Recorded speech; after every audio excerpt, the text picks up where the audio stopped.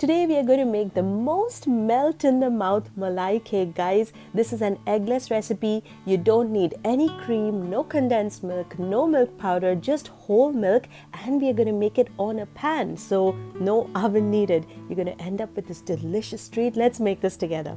For the cake, we are going to combine half a cup of plain unsweetened yogurt and a quarter teaspoon of baking soda. We are going to whisk this vigorously, and we want to make sure that the yogurt has turned frothy with little bubbles. If it hasn't, you should use fresh baking soda. This is a crucial step to make your cake nice and airy.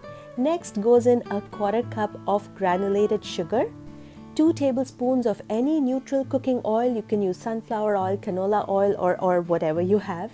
Half a teaspoon of vanilla extract, a pinch of salt. This is 1/8 teaspoon, and we're going to whisk all that together. Guys, if you're new to my channel, welcome. Subscribe for yummy recipes.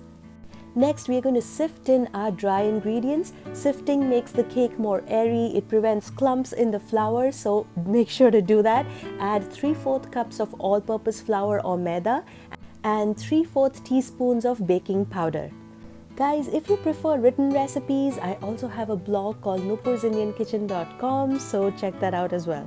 We are going to fold in the dry ingredients into the wet ingredients using the cut and fold method, and then we are going to whisk briefly so that all the clumps turn smooth. Don't over whisk, guys, just a little bit and your cake batter is ready.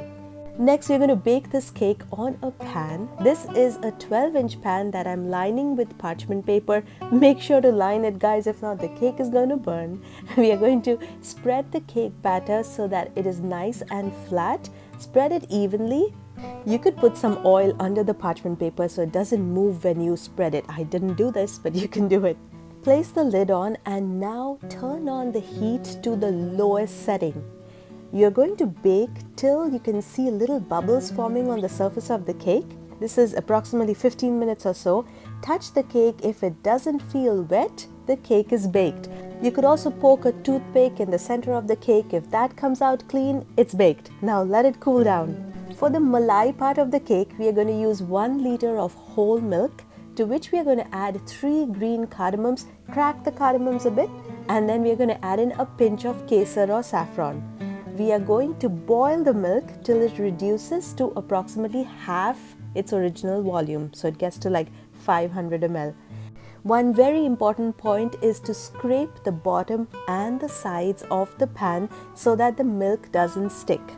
Next, we're going to add a quarter cup of granulated sugar, or you can make it as sweet as you want, but don't forget our cake is also sweet.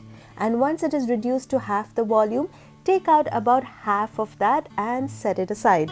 This is our thin malai or rabri, which is going to be used for soaking the cake, so we don't want it too thick. And the rest of the rabri we are going to continue to cook over low heat till it gets nice and thick and pasty. Just make sure to keep scraping, guys. You don't want a burnt smell in the rabri. Once it looks like beautiful thick, that is done as well. So we have some thin malai and then we have some thick malai for topping our cakes with. Our cake is cooled down, so you can cut it with a glass, or if you have a cookie cutter, obviously that's going to work really well. This is like maybe 2.5 inches in diameter.